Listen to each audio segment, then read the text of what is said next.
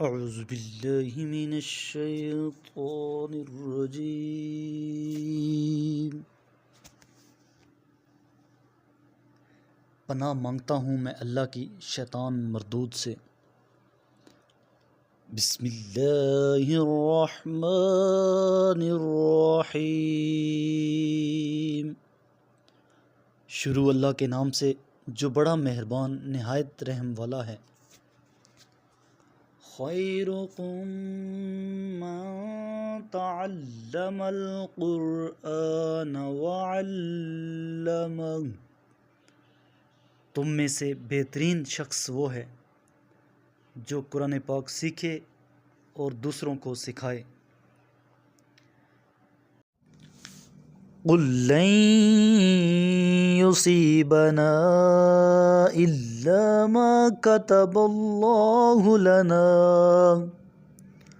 هو مولانا وعلى الله فليتوكل المؤمنون۔ کہہ دیجئے اللہ نے جو ہمارے لیے مقدر فرمایا ہے اس کے سوا ہمیں کوئی حادثہ ہرگز پیش نہیں آتا، وہی ہمارا کارساز ہے، اور مومنین کو چاہیے کہ اللہ پر بھروسہ کریں۔ قل هل تربصون بنا الا احدى الحسنيين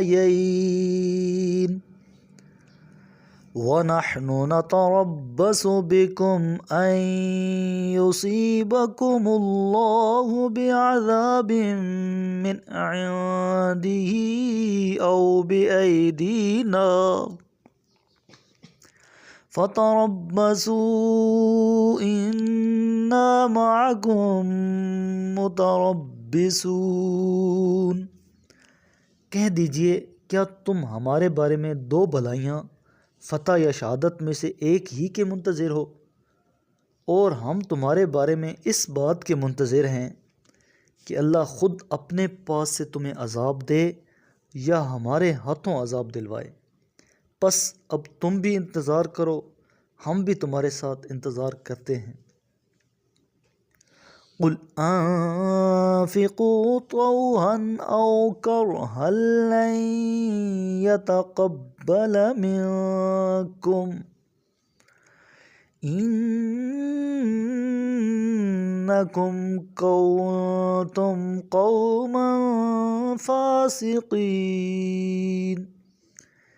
کہہ دیجئے تم اپنا مال بخوشی خرچ کرو یا بدل، تم سے ہرگز قبول نہیں کیا جائے گا، کیونکہ تم فاسق قوم ہو۔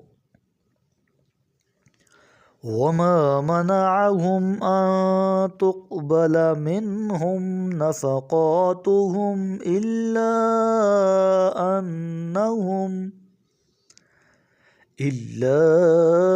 أَنَّهُمْ كَفَرُوا بِاللَّهِ وَبِرَسُولِهِ وَلَا يَأْتُونَ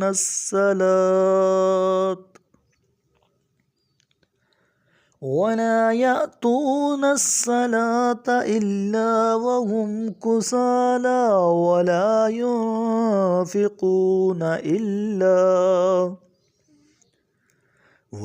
يُنْفِقُونَ إِلَّا وَهُمْ كَارِهُونَ۔ اور ان کے خرچ کیے ہوئے مال کی قبولیت کی راہ میں بس یہی رکاوٹ ہے کہ انہوں نے اللہ اور اس کے رسول کا انکار کیا، اور نماز کے لیے آتے ہیں تو کاہلی کے ساتھ، اور راہ خدا میں تو بدل ہی خرچ کرتے ہیں۔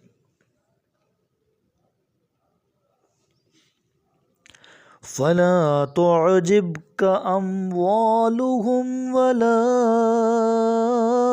أَوْلَادُهُمْ إِنَّمَا يُرِيدُ اللَّهُ لِيُعَذِّبَهُمْ بِهَا فِي الْحَيَاةِ الدُّنْيَا وَتَزْهَقَ أَنفُسُهُمْ وَهُمْ كَافِرُونَ۔ لہٰذا ان کے اموال اور اولاد کہیں آپ کو فریفتہ نہ کر دیں۔ اللہ تو بس یہ چاہتا ہے کہ ان چیزوں سے انہیں دنیاوی زندگی میں بھی عذاب دے اور کفر کی حالت میں ہی ان کی جان کنی ہو۔ وَيَحْلِفُونَ بِاللَّهِ إِنَّهُمْ لَمِنكُمْ وَمَا هُمْ مِنكُمْ وَلَكِنَّهُمْ قَوْمٌ يَفْرَقُونَ۔ اور اللہ کی قسم کھا کر کہتے ہیں کہ وہ تمہاری جماعت میں شامل ہیں، حالانکہ وہ تمہاری جماعت میں شامل نہیں ہیں، دراصل وہ بزدل لوگ ہیں۔ لَوْ يَجِدُونَ مَلْجَأً أَوْ مَغَارَاتٍ أَوْ مُدَّخَلًا لَوَلَّوْا إِلَيْهِ وَهُمْ يَجْمَعُونَ۔ اگر انہیں کوئی پناہ گاہ یا غار یا سر چھپانے کی جگہ میسر آ جائے تو اس کی طرف لپکتے ہوئے جائیں گے۔ وَمِنْهُمْ مَنْ يَلْمِزُكَ فِي الصَّدَقَاتِ فَإِنْ أُعْطُوا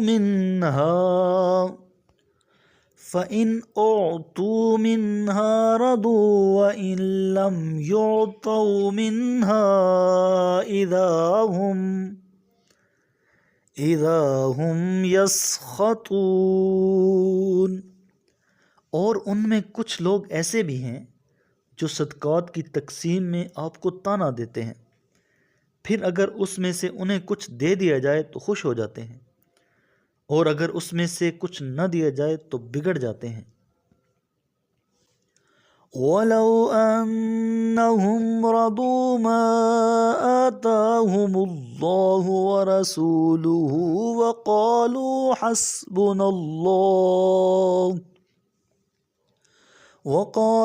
حَسْبُنَا اللَّهُ سَيُؤْتِينَا اللَّهُ مِنْ فَضْلِهِ وَرَسُولُهُ إِنَّا إِلَى اللَّهِ رَاغِبُونَ۔ اور کیا ہی اچھا ہوتا کہ اللہ اور اس کے رسول نے جو کچھ انہیں دیا ہے وہ اس پر راضی ہو جاتے اور کہتے ہمارے لیے اللہ کافی ہے، ان قریب اللہ اپنے فضل سے ہمیں بہت کچھ دے گا اور اس کا رسول بھی، ہم اللہ سے لو لگائے بیٹھے ہیں۔ انما الصدقات للفقراء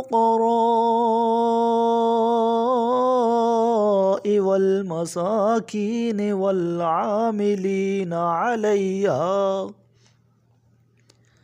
علیہا والمؤلفة قلوبهم وفي الرقاب والغارمين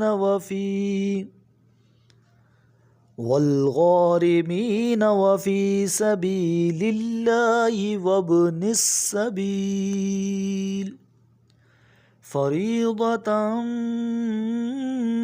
من الله واللہ علیم حکیم۔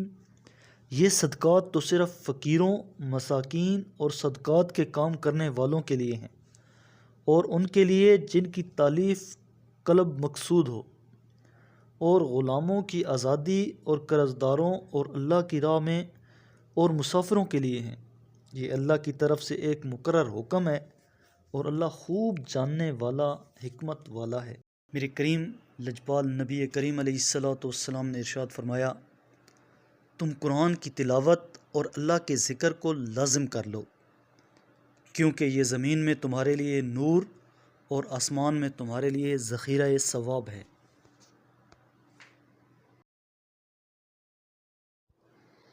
صدق اللہ العظیم۔